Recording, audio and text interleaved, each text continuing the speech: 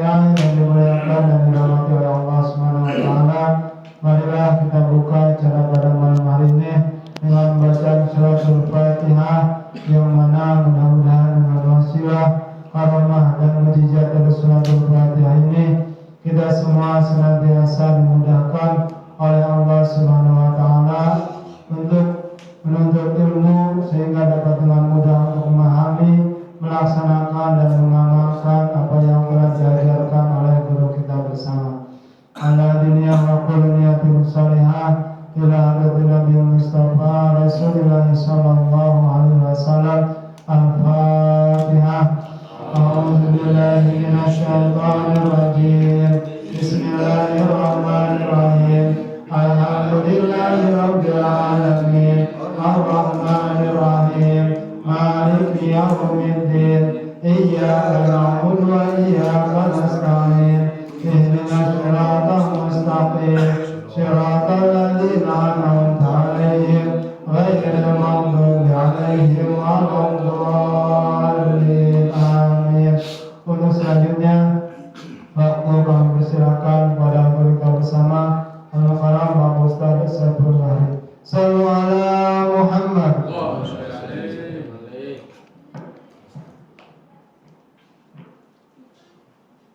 Assalamualaikum warahmatullahi wabarakatuh. Waalaikumsalam warahmatullahi wabarakatuh. Alhamdulillahilladzi khalaqal mauta wal hayata liyabluwakum ayyukum ahsanu amala. Asyhadu an la ilaha illallah wahdahu la syarika lah. Wa asyhadu anna sayyidana Muhammadan abduhu wa rasuluhu alladzi la nabiyya ba'da. Wa sallallahu ala sayyidina Muhammadin wa ala alihi wa sahbihi wa mawala. Salatu wa salamun daimaini wa mutalazimaini wa sallama tasliman katsiran amma ba'd. Qala Allah Ta'ala fi kitabihil karim. A'udzu billahi minasy syaithanir rajim. Bismillahirrahmanirrahim. Qul bi fadlillahi wa bi rahmatihi fabidzalika falyafrahu huwa khairun mimma yajma'un. Wa qala aidan a'udzu billahi minasy syaithanir rajim. Wa rafa'na laka dzikrak. Wa qala sallallahu alaihi wasallam inna awlan nasi bi yaumal qiyamah aktsaruhum 'alayya shalah. Shadaqallahu 'azim. Wa balagha rasulun nabiyul habibul karim. Wa nahnu 'ala dzalika minasyahidin wasyakirin walhamdulillahi rabbil alamin. Yang sama-sama kami hormati jajaran kepengurusan DKM Musholah Asy-Syariah, wabil khusus ketua sibuk. Emang ketua gak punya anak buah? Apa anak buahnya yang pada songong? Nah, ketua apa-apa ngatur. Jadi ketua merangkap bubdekdok gitu. Masya Allah. Yang sama-sama kami hormati pula pemangku wilayah Bapak Ketua RT pada hadir kan? PRW. Mana PRW? Mungkin. Alhamdulillah. Kalau udah RW mau mewakili semuanya. Udah ke RT-nya pada mas. Pada sibuk. Para sepuh tokoh masyarakat. Ibu-ibu ada? Oh iya, Masya Allah, akurat. Para sepuh tokoh masyarakat, baik tokoh bapak maupun tokoh ibu, para haji, para hujah, amin. Amin. Kencang maminya berarti ngarep sama baru daftar baru panggilan kan. Jamaah sekalian, bapak-bapak, ibu-ibu yang insyaallah senantiasa dirahmati Allah Subhanahu wa taala. Alhamdulillahirrahmanirrahim. Segala puji bagi Allah yang senantiasa melimpahkan berbagai karunia nikmatnya kepada kita semua. Di antaranya nikmat iman, nikmat Islam, nikmat sehat walafiat, panjang umur dan berbagai kenikmatan yang lainnya. Yang tentu saja kenikmatan ini patut kita syukuri. Segala karunia dari Allah patut wajib kita syukuri. Karena betapapun rasa syukur seorang hamba, Allah tidak butuh. Yang butuh mah kita. Allah memberikan janjinya, kalau orang pandai mensyukuri nikmatnya bakal ditambah. Timbang syukur aja kok pelit. Ciri orang yang sombong pedit itu malas harta buah, apa yang buah sedekah gitu. Jadi dengan berbagai karunia nikmat ini pula, alhamdulillah Allah perkenankan kita berjumpa di dalam majelis yang mulia ini, di tempat yang mulia ini. Ada saja wasilah yang menjadikan kita jumpa. Beberapa hari yang lalu, teman guru kita bersama Ustaz Zidan, beliau telepon minta dibadani. Padahal saya punya rutinitas tiap malam Senin itu dilepas. Kata beliau timbang seumur hidup sekali-kali Ustaz dimohon. Bilangnya begitu. Kalau rutinitas kan bisa dipamitkan. Baik sekaligus buat silaturahim sama jemaah. Maka ada saja wasilah yang menjadikan kita jumpa bertatap muka di dalam majelis yang mulia ini. Mudah-mudahan Allah menilai perjumpaan kita dengan nilai yang baik.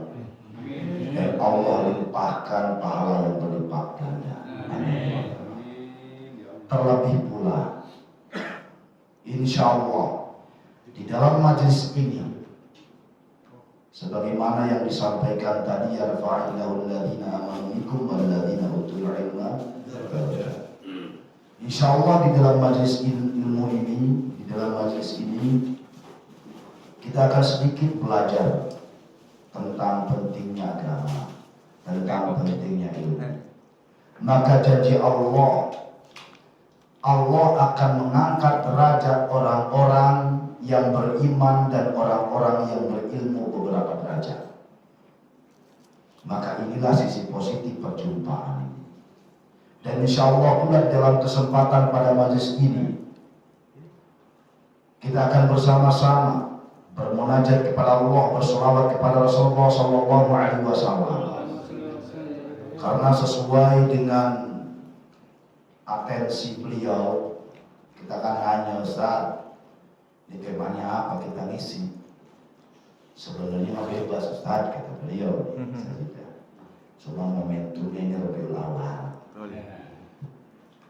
Berkaitan dengan kelahiran manusiaku, manggalah diwedar, dibongkar berkenaan dengan keagungan Nabi Muhammad SAW.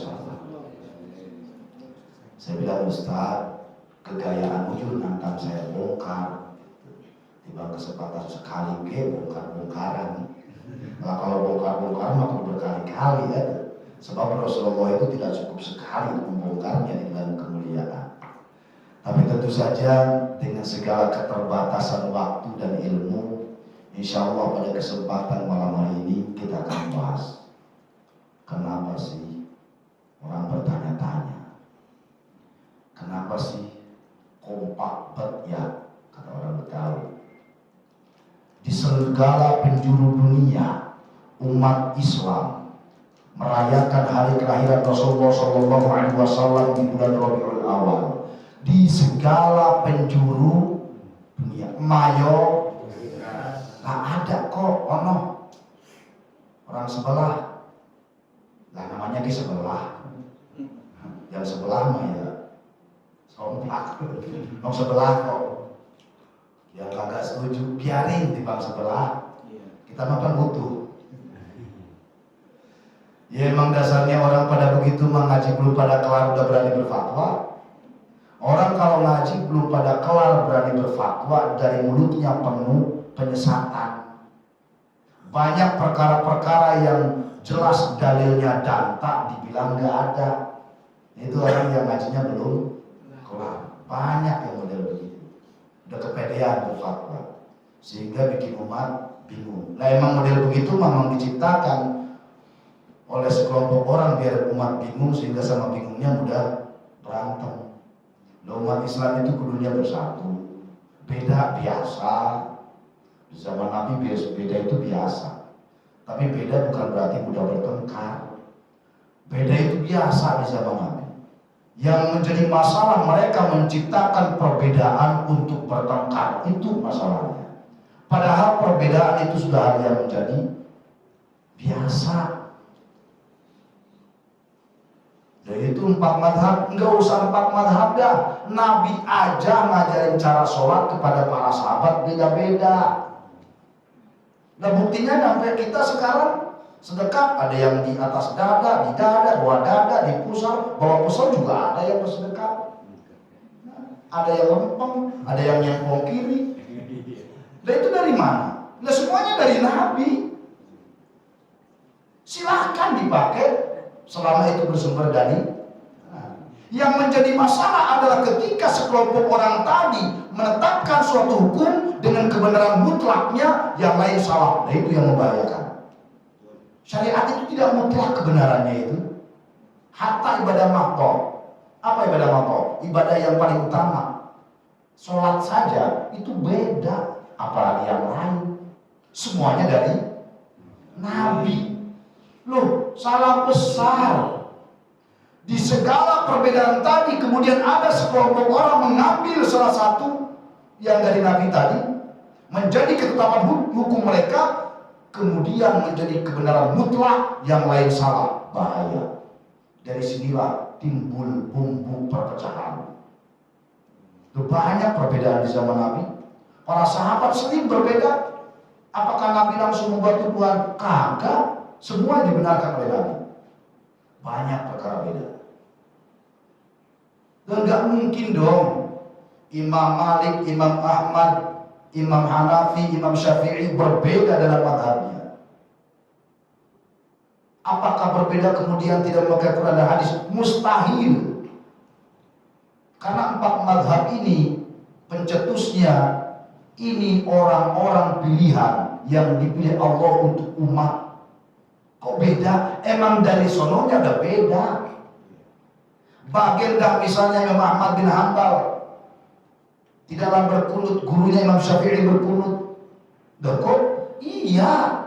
Imam Syafi'i memakai jalur riwayat hadis yang berkunut, Imam Ahmad bin Hanbal memakai riwayat jalur hadis yang tidak berkunut. Tapi tidak mudah menjatuhkan hukuman bid'ah. Lah kalau bid'ahnya semata bahasa tidak masalah, Pak. Lah kalau konsepsi bid'ah yang mereka tujukan itu kan ngeri, Pak. Kullu bid'atin dhalalah, kullu dhalalatin finnar. Lah yang berkunut neraka semua, Pak. Lah, gila. Sholat gara-gara ada kunutnya masuk neraka. Itu kan konsepsi bid'ah mereka begitu, Pak. Sekali bid'ah masuk neraka. Lah, ngeri banget, Pak. Kan lucu gitu. Aneh gitu. Bid'ah iya. Silakan sesuai bahasa. Tapi konsepsi bid'ah mutlak sebagaimana hadis tadi, padahal yang dimaksud hadis tadi tidak seperti itu. Nah kalau perkara baru semuanya bid'ah, apa yang tidak baru zaman sekarang? Ya. Semuanya baru. Ketika kita bantah dengan perkara pembaruan di zaman sekarang, lalu mereka kemudian membantah yang dimaksud bid'ah di sini. Yang terlarang itu bid'ah urusan agama, kalau urusan duniawi boleh, begitu bilangnya. Sejak kapan katanya bid'ah nggak boleh dibagi-bagi? Lebah mentok dibagi juga. Nyatanya setelah engkau bagi, engkau juga terperosok. Engkau bilang kalau bid'ah yang berkaitan dengan syariat tidak boleh, dengan agama tidak boleh, ubudiyah tidak boleh, urusan duniawiyah boleh. Nah itu sholat Jumat, khutbah Jumat musisi bahasa Indonesia. Emang Nabi pernah memerintahkan boleh berbahasa selain Arab? Tidak ada. Tuntunan Nabi berbahasa Arab, mengapa pakai bahasa Indonesia? Khutbah Jumat bagian syariat bukan? Bagian syariat, sebab tanpa khutbah Jumat, sholat Jumatnya batal. Nah itu pakai bahasa Indonesia. Harus konsisten dong, bahasa Arab terus. Harusnya begitu. Lalu kemudian ketika Nabi, di masa Nabi sholat Jumat dengan adzan sekali. Kemudian di masa Khalifah Sayyidina Utsman adzan 2 kali. Lu katain bid'ah. Kurang ajar kali kau. Sayyidina Utsman dikatain ahli neraka begitu. Gara-gara Sayyidina Utsman menciptakan syariat adzan 2 kali di sholat Jumat. Lu kata bid'ah. Berani mengatakan Sayyidina Utsman ahli neraka. Maka ini loh sempitnya pemikiran mereka. Lu katanya tidak boleh kalau perkara bid'ah itu urusan agama. Selama tidak dicontohkan oleh Nabi. Itu Nabi sholat tarawih cuma nyantuin 2 malam. Ada riwayat cuma 1 malam, malam berikutnya tapi tidak mau seumur hidup. Karena tidak memberatkan umatnya. Lalu pada mengistiqomahkan sholat tarawih sebulan penuh. Malah dijadwal pula. Ada kultumnya. Dan itu bid'ah Bang. Emang sholat tarawih urusan dunia, urusan agama. Lu buat-buat pula. Enggak. Coba. Al-Quran itu urusan agama bukan urusan dunia. Urusan dunia bagaimana? Agama lah Quran itu. Nah Quran pada zaman Nabi, bahkan zaman sahabat, itu Quran cuma sebentuk huruf tanpa titik, tanpa harokat. Emang bisa kita ngebedain tak, ba sama ta? Nah zaman Nabi, zaman sahabat, itu Al-Quran, huruf Arab, nggak ada titiknya Pak. Coba bayangin, ba, ta, ta, nggak ada titik. Tahu dari mana? Ayo. Nah, orang Arab mah tahu emang bahasa mereka. Bayangin. Al-Quran pada zaman Kanjeng Nabi, pada zaman para sahabat tidak ada titik, boroning harokat. Bagaimana membedakan antara jim ha kha, antara ba ta tha? Tidak ada titiknya. Titik ditambahkan pada zaman tabi'in, muridnya Sayyidina Ali. Harokat ditambahkan di kemudian zaman tabi'in. Harokat Pak. Titik tidak ada jadi ada. Harokat tidak ada jadi ada harokat. Ini bid'ah bukan? Bid'ah Pak. Loh kalau umpamanya Al-Quran sekarang turun model begitu Ustaz. Al-Quran turun di sekarang. Nah ini apaan ya? Titik nggak ada, harokat nggak ada, nggak boleh nambah-nambahin dari Nabi ya. Bid'ah ini kalau ditambah-tambahin nih, bacanya gimana ya? Ada titik, ada harokat ini. Nggak borok. Sekarang udah lengkap kepada kagak boleh baca Quran. Gimana nggak ada titik, nggak ada harokat? Nah kalau mending orang-orang pesantren tanpa harokat masih bisa dibaca karena ada ilmunya. Tapi kalau tidak ada titik, bayangin gimana? Bayangin Al-Quran dari zaman Nabi sampai detik ini tidak ada titik, tidak harokat. Bagaimana Al-Quran bisa lestari? Jadi para ulama beristihad dengan nambahnya titik dan harokat agar agama Islam dengan Al-Quran yang lestari sampai akhir zaman. Hakul yakin kalau Al-Quran tidak ada titik, tidak ada harokat, wallah alam dah Islam. Sekarang udah lengkap pada angot-angotan baca Quran. Bagaimana gak ada titik, gak ada harokat? Bid'ah itu. Tapi bid'ah yang wajib. Kalau kita mah keren, bagian katain alin neraka. Kita bilang ada bid'ah yang wajib. Itu Al-Quran. Ditambahnya titik dan harokat bid'ah tapi wajib. Sebab tanpa itu lestarikah Islam sampai detik ini? Itu istilah ulama. Ilmu tajwid tidak ada di zaman Nabi. Ilmu tajwid memang ada zaman Nabi. Ini izhar, hurufnya 6. Gak ada zaman Nabi. Bila mana ada nun mati dan tanwin bertemu 6 huruf halqi, yang namanya izhar, dibaca jelas. Yang namanya nun mati ketemu tanwin berjumpa dengan huruf 15 sifat karena kam jaga syasungkot sama dutaibar zifitu kontrol dolima itu dibaca ikhfa. Zaman Nabi nggak ada pengertian tajwid, zaman Nabi nggak ada. Zaman sahabat nggak ada. Itu ilmu tajwid diciptakan oleh ulama, bid'ah betul, tapi bid'ah yang wajib. Sebab tanpa ilmu tajwid bagaimana orang bisa baca Al-Quran benar? Ilmu nahwu shorof, yang dipelajari di dunia pesantren. Misal saya bisa baca kitab tanpa harokat karena ilmu nahwu shorof. Ilmu nahwu shorof tidak ada di zaman Nabi, tidak ada di zaman sahabat. Ilmu nahwu shorof diciptakan di kemudian hari oleh ulama. Itu bid'ah, betul bid'ah, tapi bid'ah yang wajib. Sebab tanpa ada ilmu nahwu shorof, bagaimana di kemudian hari umat menguasai keilmuan di dalam Al-Quran. Bayangkan Al-Quran hadir pada hari ini ke kita. Katakan ada di kita, tapi tidak ada harokatnya. Hadir bersama kita. Gimana cara bacanya? Cara bacanya kuasai nahwu shorof.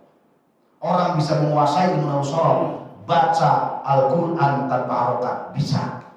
Gitu loh. Jadi bid'ah yang wajib. Jadi banyak perkara-perkara baru yang justru disyukuri, sebab perkara-perkara baru ini sekalipun telah menopang perjuangan tegaknya ajaran Islam. Hadirin yang dimuliakan Allah Subhanahu wa taala, shalawat beserta salam semoga terlimpahkan kepada kanjeng Nabi Muhammad sallallahu alaihi wasallam, kepada keluarganya, sahabatnya, tabi'in sampailah hingga kita pada umatnya. Yang mudah-mudahan kelak di yaumil qiyamah kita layak mendapatkan syafaat Rasul. Amin ya rabbal alamin. Dari tadi mukadimah panjang banget bersalah. Pak Genda gara-gara nyinggung tetangga sebelah, ngeselin tetangga sebelah. Kita suruh damai, dia ngeselin. Tapi kita mau berdamai. Berdamai dengan perbedaan. Anggap aja bocah kecil yang baru belajar ya somong gitu dah. Baru dikit. Hadirin yang dimuliakan Allah Subhanahu wa taala, sebagaimana yang di dalam mukadimah tadi, bahwa perjumpaan kita kali ini insyaallah akan disampaikan bagaimana layaknya, bagaimana dasarnya. Sebab Nabi di setiap hari kelahirannya atau bulan kelahirannya, umat muslim di segala penjuru dunia menghormati dengan cara memperingatinya.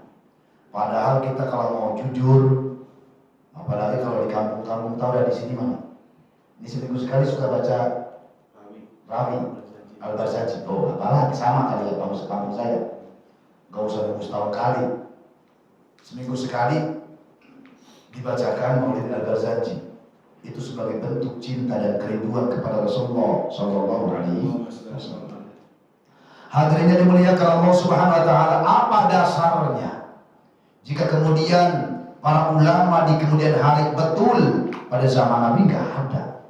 Nabi memperingati hari kelahirannya cukup dengan puasa hari Senin. Itu bentuk memperingati beliau, kesederhanaan beliau. Nah, kita nih sebagai umat menunjukkan rasa syukur kepada Allah Subhanahu wa taala atas lahirnya manusia agung. Patut bergembira. Dan kita bayangin Pak, ini mohon maaf misalnya, mungkin ada di antara sekian banyak orang yang mengharapkan kelahiran anak. Sekian tahun belum dikaruniai jabang bayi. Waktunya tiba Allah karuniai dia jabang bayi. Bahagianya bagaimana Pak? Bahagia sekali. Padahal belum tahu ini bagaimana jabang bayi di kemudian hari. Bisa ngeselin orang tuanya. Ya, bisa jadi. Tapi betapa bahagia Allah karuniai dia anak. Padahal belum tentu jelas nih nasib bocah kayak gimana. Ya. Nabi udah jelas memberikan kebahagiaan dunia dan akhirat. Tentu kebahagiaan kita lebih daripada apapun. Lebih daripada apapun karena jelas wasilah beliau kita mengenal agama Islam. Kalau beliau tidak lahir, dari mana kita kenal Islam? Kalaulah kemudian biasanya para pejabat biasanya atau siapa kalau mukadimah kan begini. Segala puji bagi Allah yang telah melimpahkan berbagai karunia nikmatnya kepada kita semua, terutama nikmat Islam dan iman. Begitu. Padahal dipikir-pikir bukan terutama. Terutama kenikmatan itu adalah lahirnya Rasulullah SAW. Emang kalau Rasul tidak lahir ada Islam? Tidak ada. Biasanya kan begitu, mukadimah orang. Terutama nikmat iman. Nah, emang kalau Nabi nggak lahir ada? Lu mengenal iman? Kagak. Jadi muaranya ada pada diri Rasulullah SAW. Itu loh logika. Saya ngomong logika dulu. Orang biar digiring. Kenapa saya pakai logika dulu? Biar kita sadar kita beda dengan hewan. Allah anugerahkan manusia mulia dibandingkan makhluk yang lainnya karena Allah anugerahkan akal. Biar kita tidak seperti hewan. Allah Subhanahu wa taala, ini baru dalil akli, baru dalil naklinya. Berfirman di dalam surah Yunus ayat 58. A'udzu billahi minasyaitonir rajim. Bismillahirrahmanirrahim. Qul bi fadlillahi wa bi rahmatihi fabidzalika falyafrahu huwa khairum mimma yajma'un. Qul, katakanlah, bi fadlillahi wa bi rahmatihi, dengan karunia dan rahmat Allah, fabidzalika falyafrahu, hendaklah dengan itu maka mereka bergembira. Katakanlah, dengan karunia dan rahmat Allah, hendaklah dengan itu maka mereka bergembira. Kira-kira apa? Fadilah dan rahmat Allah, kudu bergembira. Para ulama tafsir memberikan pengertian bifadlillahi wa birahmatihi dengan pengertian Al-Quran dan iman atau Islam. Ada sebagian ahli tafsir yang menyatakan bifadlillahi wa birahmatihi dengan pengertian Al-Quran dan Nabi Muhammad sallallahu alaihi wasallam. Wa birahmatihi itu maksudnya kanjeng Nabi. Sebagaimana Ibnu Abbas menyatakan layaknya wa birahmatihi ini ditunjukkan atas Nabi. Sebab Allah menyatakan dalam ayatnya wa ma arsalnaka illa rahmatan lil alamin, rahmat. Kenapa kudu bergembira? Bahkan dikatakan huwa khairum mimma yajma'un. Hal yang demikian itu lebih baik daripada apapun yang kalian kumpulkan. Maksudnya apa? Apapun yang ada di dunia ini, segala harta benda, jabatan, apapun keadaannya, itu tidak ada apa-apa dibandingkan bifadlillahi wa birahmatihi. Huwa khairum mimma yajma'un. Bergembiranya atas keutamaan dan rahmat Allah itu lebih baik daripada apapun yang dikumpulkan manusia dalam dunia. Ya artinya rasa bahagia ini. Nah kalau kita kan ngumpulin dunia bahagia, dapat jabatan bahagia, dapat motor.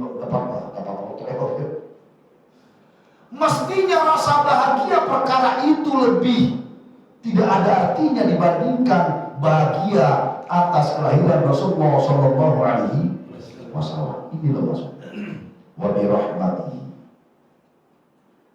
Bahkan di dalam ayat lain Allah Subhanahu Wa Taala lebih menegaskan, surah Al-Insyirah ayat 4. A'udzu billahi minasyaitonir rajim. Bismillahirrahmanirrahim. Wa rafa'na laka dzikrak. Ini dahsyatnya Allah mengangkat derajat Nabi Muhammad sallallahu alaihi wasallam dibandingkan dengan nabi-nabi yang lain. Wa rafa'na laka dzikrak. Wa rafa'na, dan kami angkat laka bagimu Muhammad, kata Allah, dzikraka, sebutanmu. Jadi Allah mengangkat derajat sebutan Nabi setinggi-tingginya. Qala Mujahid, yakni bit ta'dzin, seorang sahabat yang bernama Mujahid, seorang ulama. Beliau menyatakan yang dimaksud Allah mengangkat derajat Nabi di dalam sebutan bitakdzim dengan seruan azan. Coba bayangkan, tidak ada nama Nabi dan Rasul yang namanya penyebutannya disandingkan dengan Allah Subhanahu wa Ta'ala. Bukankah azan di dalamnya seruan nama Allah, di dalamnya seruan nama Rasulullah Sallallahu Alaihi Wasallam? Luar biasa. Jadi ini agung-agungnya Nabi Muhammad Sallallahu Alaihi Wasallam. Kemudian Ibnu Abbas, waruya anil Dhahab an Ibnu Abbas, hadis ini diriwayatkan dari Al-Dhahab dari Ibnu Abbas. Qala, beliau berkata, yaqulu, Allah berfirman di dalam hadis qudsi, lahu pada kanjeng Nabi, la dzukirtu, tidaklah aku disebut, illa dzukirta ma'iyya, kecuali engkau disebut bersamaku. Ini kata Allah. Engkau kepada siapa? Kepada Nabi Muhammad sallallahu alaihi fil adzan, di dalam adzan, wal iqamati, dan di dalam iqamah, wa tasyahhudi, dan di dalam tasyahhud, wa yaumal jumu'ah, dan yaumal jumu'ah, alal manabiri, di atas mimbar, maksudnya khutbah Jumat, wa yaumal fitri wa yaumal adha. Nabi Muhammad disebutkan bersama Allah Subhanahu wa taala dalam takbiran pada hari Idul Fitri, pada hari Idul Adha, wa yaumat tasyrik, di dalam hari tasyrik takbiran pula, sebab yang disunahkan takbiran itu berlaku 4 hari, tanggal 10, 11, 12, 13. Jadi hari tasyrik. Wa yaum Arafah, di hari Arafah, wa idil jimar, wa indal jimari, dan ketika lempar jumrah orang bersyahadat, maka ketika bersyahadat nama Nabi Muhammad sallallahu alaihi wasallam disebutkan. Wa ala Safa wal Marwah, dan ketika seseorang berlari kecil antara Safa dan Marwah, orang bersyahadat untuk menegaskan keimanannya, pantas sekali nama Nabi Muhammad SAW disebutkan. Wa fi khutbatin nikah, di dalam khutbah nikah nama Nabi disebut. Wa fi masyariqil ardi wa magharibiha, dan nama Nabi disebut bersama nama Allah. Fi masyariqil ardi wa magharibiha, di arah timur dan baratnya bumi. Maksudnya dari waktu ke waktu pan adzan tidak pernah telat ya, sebab waktu bergulir tidak putus. Allah disebut nama Nabi Muhammad. Kata Allah, la dzukirtu illa dzukirta ma'iyya, tidaklah aku disebut kecuali engkau pun disebut bersamaku. Gak ada tuh nabi yang lain yang digituin nama Allah. Gak ada. Gak ada nabi dan rasul yang digituin nama Allah tuh gak ada. Dahsyat. Maka pantas beliau disebut Sayyidul Anbiya wal pemimpinnya para nabi dan rasul. Bahkan di sini dikatakan, kata Ibnu Abbas, walau anna rajulan abdallahi jalla thanahu, dan kalaulah seseorang hamba Allah, dia memuji Allah, wa shadaqa bil jannah, dia membenarkan adanya surga, wa nari, dan membenarkan adanya neraka, wa kulli syai'in, dan membenarkan apapun adanya, walam yashhadu, namun dia tidak mau bersaksi, anna Muhammad Rasulullah, bahwa Nabi Muhammad adalah Rasulullah, lam yuntafa'u bi syai'in, maka apapun tidak bermanfaat baginya, wa kana kafiran, bahkan dia adanya kafir. Artinya seseorang memuji Allah, bersaksi bahwa tiada Tuhan kecuali Allah, dia membenarkan adanya surga neraka, dia membenarkan apapun yang diciptakan oleh Allah, namun dia enggan, namun dia tidak mau bersaksi bahwa Nabi Muhammad sebagai utusan Allah. Wala yuntafa'u bi syai'in wa kana kafiran. Nah, orang tersebut ya gak manfaat. Apapun baginya, dia bersaksi tidak Tuhan. Dia ngomong tidak ada Tuhan selain Allah. Dia percaya adanya surga neraka. Dia percaya apapun penciptaan Allah. Cuma dia enggak mau melanjutkan, enggak mau nyebut walam yushhadu atau walam yashhadu anna Muhammad Rasul. Enggak mau bersaksi bahwa Nabi Muhammad sebagai utusan Allah. Walam yuntafa'u syai'. Apapun tidak ada manfaat baginya. Bahkan jatuhnya kafir. Sebab sahnya kesaksian orang beragama Islam adalah sempurnanya syahadatain, dua kesaksian. Asyhadu an la ilaha illallah wa asyhadu anna Muhammadar Rasulullah. Itu sah. Orang bersaksi asyhadu an la ilaha illallah. Udah segitulah. Gak mau nambahin asyhadu anna Muhammadar Rasulullah. Kadang-kadang gak sah Islam. Berarti kan luar biasa barometer Kanjeng Nabi itu sahnya, layak orang berpredikat Islam, orang berpredikat iman. Itu hebatnya nama Nabi Muhammad SAW. Bahkan kemudian ini jamnya kecepatan apa? Tadi ada bunyi apa tuh? Gitu, megang betah apa kalau aja ini? Kode-kode Allah, kalau ada yang merasa curiga gitu, musir dia. Malu, orang baru suka ada baperan gitu. Kegabetan aja gitu. Hadirin yang dimuliakan Allah Subhanahu wa taala. Bahkan di dalam kitab Kifayatul Atqiya Sayyid Abu Bakar Al-Ma'ruf Syaqa, beliau memberikan penjelasan kenapa sih? Kenapa? Ada ayat Al-Quran yang ayat ini khusus Kanjeng Nabi Muhammad SAW, bukan Nabi yang lain. Bahkan Allah ini dan dan para malaikat yang ketika ayat berbunyi innallaha wa malaikatahu yusholluna 'alan nabi ya ayyuhalladzina amanu shallu 'alaihi wa sallimu taslima. Bayangin betapa agungnya Rasul. Biasanya Allah itu kalau punya mau nih, Allah nih, perhatikan ayat Al-Quran. Allah kalau udah punya mau perintah langsung ya ayyuhalladzina amanu, itu kan, ya ayyuhalladzina amanu ittaqullah, ya ayyuhalladzina amanu sholat. Allah langsung aja perintah. Suruh sholat langsung perintah, suruh zakat langsung perintah, suruh haji langsung perintah. Tapi lebih bersolawat, lebah solawat, saking Allah itu menunjukkan tingginya derajat Nabi, Allah nyantai dulu. Ini loh dahsyatnya Kanjeng Nabi. Untuk perintah yang lain, Allah langsung perintah, nggak nyotoin. Innallaha wa malaikatahu yusholluna. Sesungguhnya Allah dan para malaikat bersolawat kepada Kanjeng Nabi Muhammad SAW.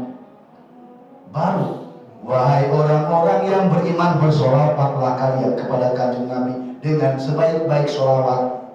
Bayangin, nyontohin dulu Allah. Sudah begitu, Allah dan para malaikat mencontohkannya dengan fi'il mudhari'.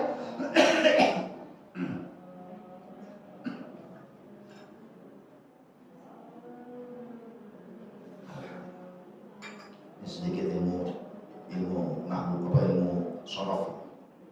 Saya bilang tadi masalah dunia pesantren.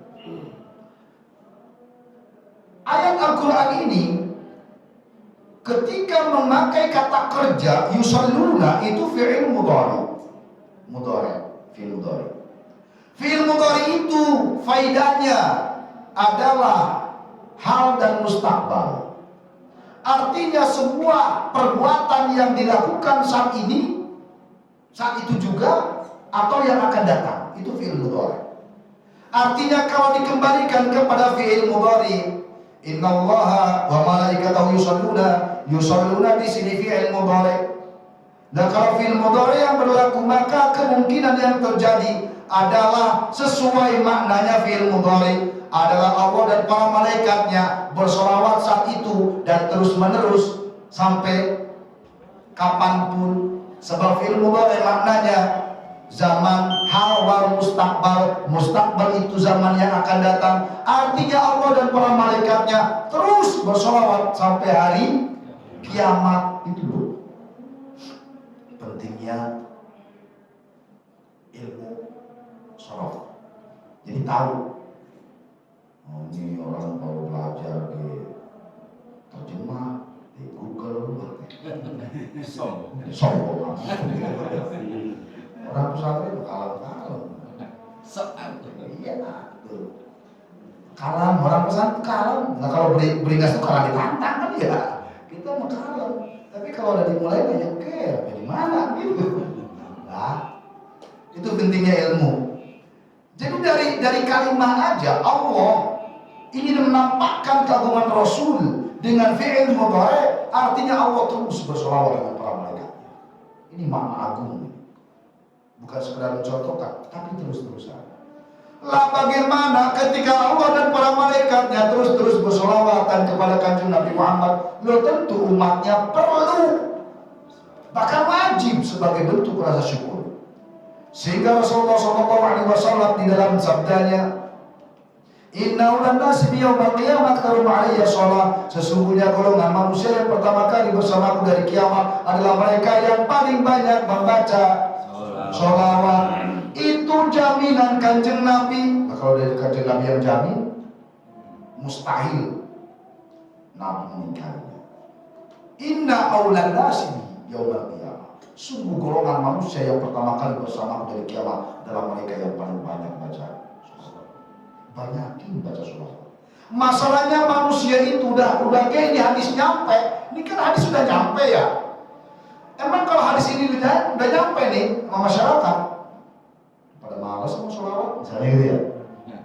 Udah hadis ini nyampe kepada umat, banyak-banyakin baca sholawat. Kalau nanti ingin dari kiamat masuk pada golongan manusia yang pertama kali bersama kanjeng Nabi, udah mau hadis nyampe pada umat, tapi umatnya pada malas.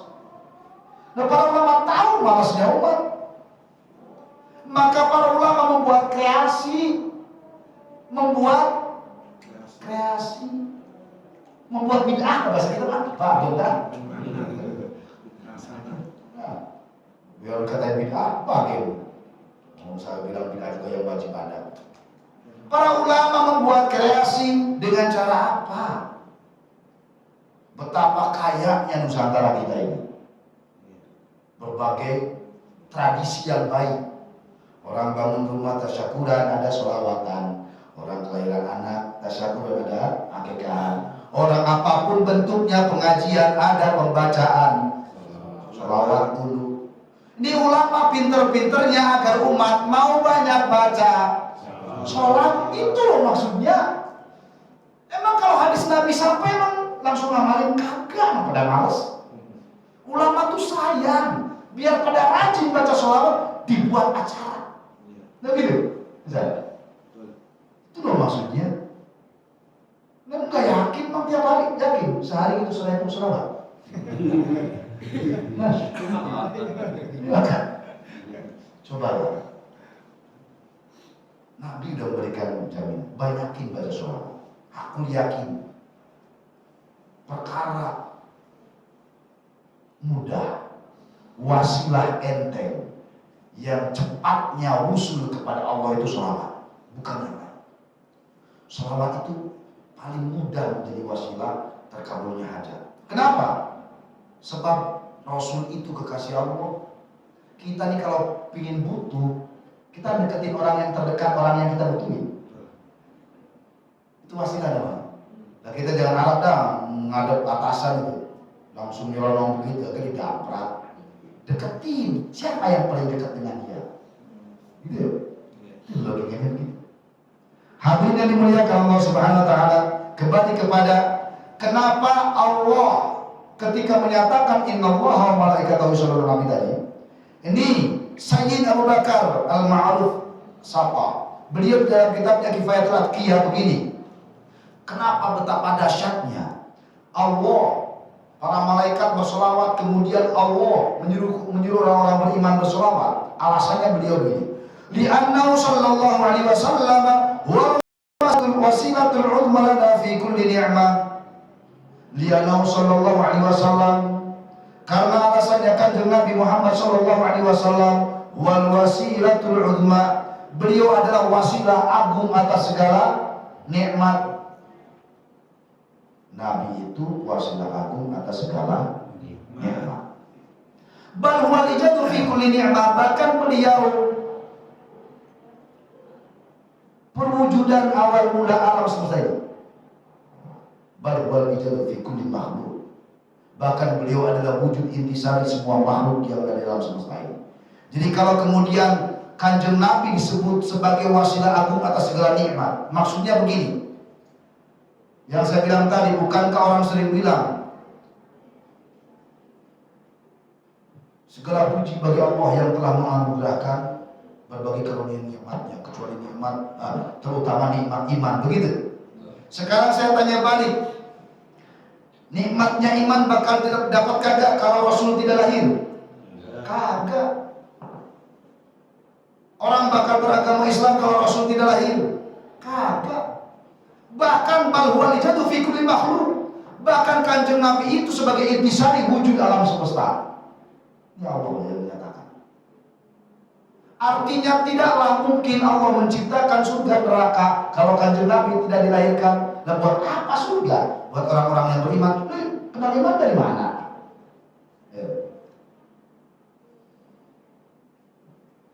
Surga neraka. Buat siapa? Buat orang-orang yang beriman. Kenal dari mana iman? Nah kalau bukan kanjeng Nabi, nganggur dong. Nganggur surga. Nganggur. Maka apapun kenikmatan yang luar biasa di alam dunia ini, sampai pokoknya hari akhirat adalah surga tujuan orang beriman, nggak ada mungkin itu ada kalau kanjeng Nabi tidak dilahirkan. Kama qala dzul jalali wal ikram, sebagaimana yang pernah disampaikan firman Allah dalam hadis qudsinya, lamma kalau lamma khalaqtul aflaq. Andai tidak kuciptakan engkau Muhammad, andai tidak kuciptakan engkau Muhammad, dikata Allah, tidaklah kuciptakan alam semesta. Jadi percuma kalau kanjeng Nabi tidak dilahirkan, Allah sendiri yang ngomong, gak bakal gue ciptain alam semesta ini kalau kanjeng Nabi tidak dilahirkan. Jadi apa alasannya kebahagiaan yang luar biasa orang yang menolak bangganya atas kelahiran Rasulullah SAW? Maka tentu saja para ulama di seluruh penjuru dunia. Lah kalau zaman Nabi mah ngapain sih ramai-ramaian? Para sahabat ramai menyaksikan, ngapain sih? Lagian cara orang bergembira kan bebas ya. Masa cara bergembira diatur, Pak? Entar kalau cara bergembira begini ya. Lah, cara bergembira kok diatur? Orang cara bergembira itu kan ekspresi. Masa ekspresi diatur? Pak, kalau cara bergembira begini, actionnya begini, actionnya. Nah ngapain? Masa action bergembira diatur? Namanya bergembira itu sesuai ekspresi. Namanya ekspresi ya jangan diatur. Selama tidak bertentangan dengan syariat. Apa yang bertentangan dengan syariat? Emang ada yang bertentangan dengan syariat dalam maulid? Membaca Al-Quran ada, zikir ada, baca sholawat ada, sedekah ada. Itu semua dilarang? Kagak. Ini kita nanya sama mereka yang suka ngelarang-larang. Pak, baca sholawat bagus? Bagus. Kata mereka, perintah Allah. Baca Quran bagus? Bagus. Itu perintah Allah. Sedekah bagus? Bagus, itu perintah Allah. Nah, kita ini semuanya dikumpulin, Pak. Bagus ya? Oh, bagus banget kalau dikumpulin. Ya kita dikumpulin, disebut acaranya maulid. Nah, bid'ah itu. Nah, itu. Nah, lucu, Pak. Nah, kan ada, Pak. Bagus. Kita kumpulin. Namanya maulid. Ah, nggak boleh kalau begitu bid'ah. Lalu gimana sih ceritanya? Lah, cuma nama. Orang alergi banget sih.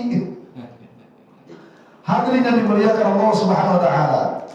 Maka sebagai penutup, udah bisa adanya. Saya nggak boleh.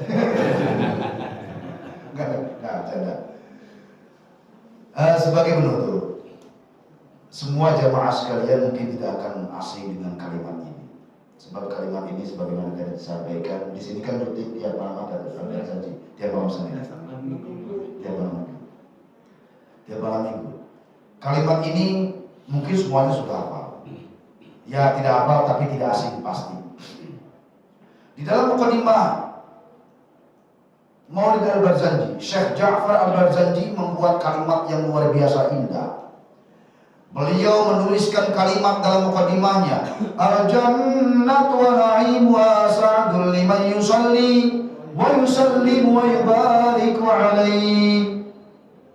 Al-jannatu wa na'imuha, surga dan segala berbagai kenikmatannya, sa'dun adalah kabar gembira liman bagi orang, liman yusalli wa yusallim wa yubarik alaihi, bagi orang yang mau bersolawat, berucap salam dan bertabaruk kepada Kanjeng Nabi Muhammad sallallahu alaihi wasallam.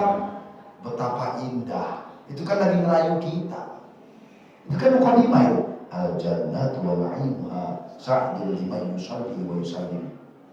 Kita dengerin luar biasa. Surga dan segala kenikmatannya itu diperuntukkan bagi orang yang mau bersolawat, bagi orang yang mau berkirim salam, bagi orang yang bertabaruk. Dan kalau yang luar biasa lagi, saya itu takjub, Pak. Kalau di sini tuh kalau pembacaan maulid sesekali suka diterjemahin ya. Itu perlu. Saya tuh suka takjub kalau membaca maulid itu takjub.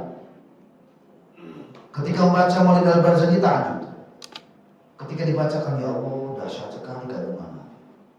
Di antara keajaibannya begini. Ada satu kalimat yang berbunyi begini. Hadara ummahu lailata maulidihi Asiyatu wa Maryamu fi niswatin minal hadiratil qudusiyah. Ada kalimat ini. Sebelum mahaluk. Itu pas mahaluk ya. Hadara ummahu lailata maulidihi Asiyatu wa Maryamu fi niswati minal hadiratil qudusiyah. Hadirlah ummahu pada ummi Nabi Lailatul Maulidihi, pada malam kelahiran Nabi. Asiyatu wa Maryamu, yakni Aisyah, Asia dan Maryam, fi niswati minal hadiratil qudusiyah, mereka adalah golongan wanita suci dari surga. Bayangin Pak, hadara ummah, hadir Pak. Jadi gak tanggung-tanggung. Yang jadi bidannya, yang jadi dukun bayinya, dukun bayi, bidan kalau sekarang. Itu Sayyidah Aminah ketika melahirkan Kanjeng Nabi, Asiyah hadir, Maryam hadir. Asia ini siapa? Fir'aun. Itu suci. Maryam suci. Dia dua wanita suci dari surga ini hadir ketika Nabi dilahirkan, jadi bidannya. Bayangin betapa agungnya kelahiran Rasulullah SAW. Demikian hadirin yang dimuliakan Allah Subhanahu wa taala. Mudah-mudahan perjumpaan kita tentu saja berdasarkan rasa cinta dan kerinduan kepada Rasulullah SAW. Teruslah hadirkan cinta kepada Nabi. Perbanyak baca sholawat. Buktikan setiap punya hajat, munajat kepada Allah, ya minta kepada Allah, tetap wasilahnya dengan banyak membaca sholawat. Aku yakin Allah mudah mengabulkan. Amin ya rabbal alamin. Al-Fatihah. A'udzu billahi minasyaitonir rajim. Bismillahirrahmanirrahim. Alhamdulillahirabbil alamin. Arrahmanir rahim. Maliki yaumiddin. Iyyaka na'budu wa iyyaka nasta'in. Ihdinas siratal mustaqim. Siratal ladzina an'amta 'alaihim ghairil maghdubi 'alaihim waladdallin.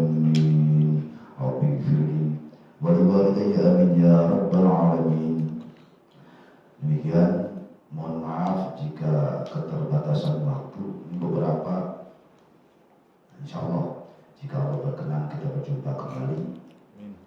Memang bongkar dalam sekali pertemuan bukannya bakal bisa bongkar apaan. Jadi insya Allah yang sedikit ini bermanfaat buat kita semuanya. Mohon maaf kalau ada tutur kata yang kurang berkenan. Wallahul muwaffiq ila aqwamit thoriq. Wassalamualaikum warahmatullahi wabarakatuh. Waalaikumsalam warahmatullahi wabarakatuh.